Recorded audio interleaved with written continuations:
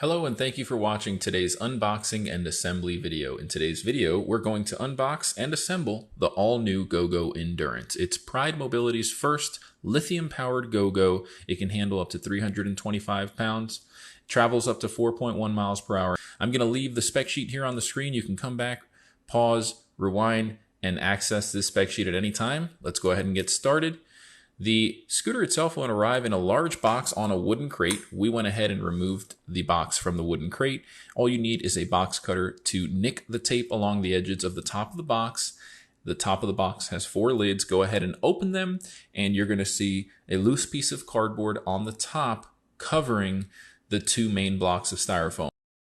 One will have the user manual bag right on top. The user manual bag has another bag inside with some quick release pins which can be used for the seat post as well as the keys. You do have 2 copies of the keys that come with the scooter.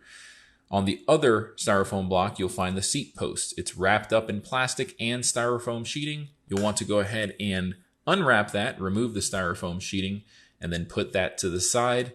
That seat post is height adjustable, and we'll show you how to install it momentarily. It's very easy to use. There are a couple of different holes that are set at different height points so you can adjust the height of the chair. So go ahead and remove those 2 styrofoam blocks, and then you'll notice underneath the one on the right, there's a basket with some shroud covers inside, as well as a battery charger. It's the lithium battery charger. It's a smart charger. We'll show you how to use it just momentarily. The next thing you're going to want to do is locate the tiller adjustment knob. It's located at the base of the steering assembly. You'll want to go ahead and rotate that knob counterclockwise enough so that the handlebar assembly is able to raise itself up. So you go ahead and raise that up and then retighten that tiller adjustment knob located at the base of the tiller assembly, also known as the handlebar assembly or the steering assembly. Once you have that lifted up, you can go ahead and remove the excess styrofoam and then grab the box right on the floorboard of the scooter, which is wrapped in some cardboard. That box is going to contain the battery box. This scooter has 2 options for the battery box. You can get a 8 amp hour lithium battery, which is FAA approved, or an 16 amp hour lithium battery pack, which allows you to go up to 14.4 miles, as opposed to the standard battery pack, which allows you to go 7.2 miles on a full charge.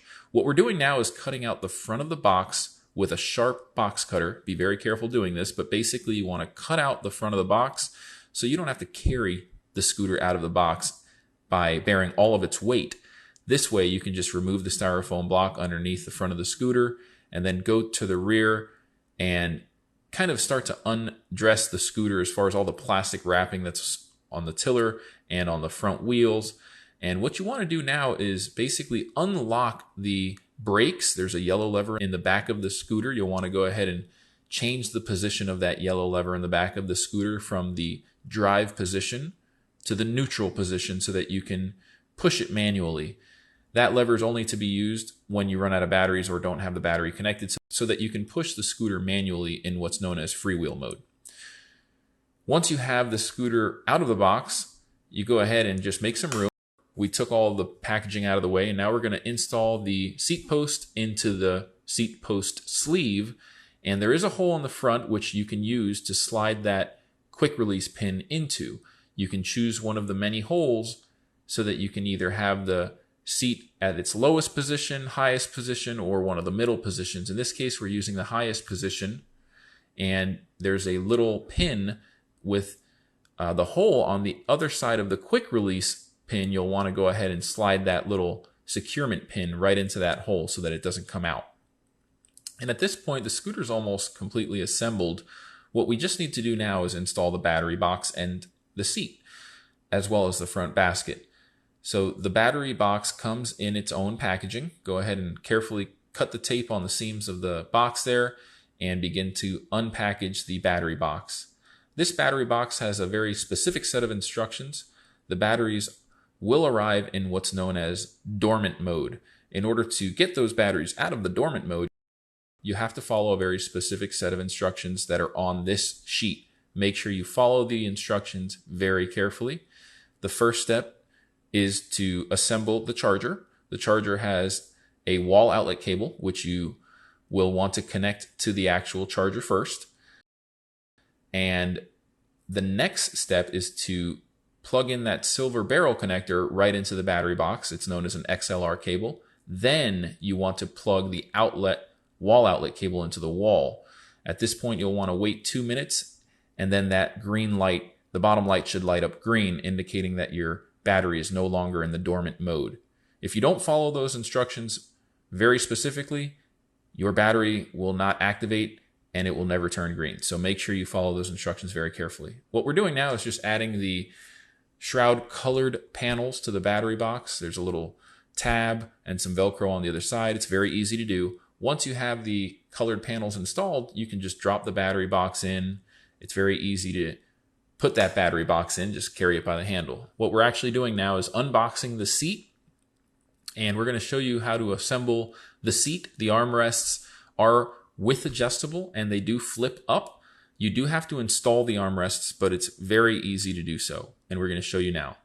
The seat also does come with a universal 1-inch hitch receiver on the back towards the bottom of the seat, so you can install a rear cage style basket, oxygen tank holder, walker holder, and many other universal 1-inch accessories that fit right into that receiver on the back of the chair. So as you can see, the armrests are in the same box as the chair, but they're wrapped up and packaged individually. The armrests need to be unpackaged and then installed using the armrest sleeves on each side of the chair, which we're going to show you now.